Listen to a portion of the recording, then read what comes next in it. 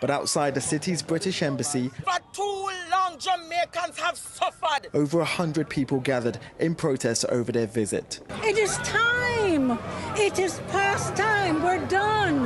We are done. It is time for reparations. For 70 years, the Queen has reigned over Jamaica, but her future now looks uncertain, with a referendum on the island now looking likely.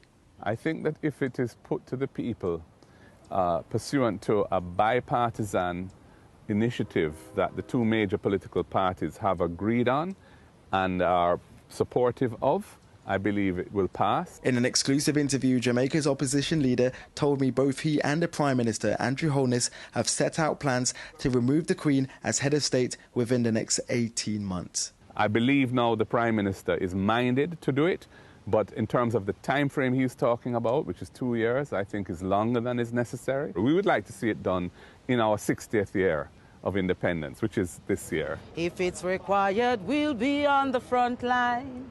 Many Jamaicans are now watching Prince William's every move and are hoping he will hear their voices.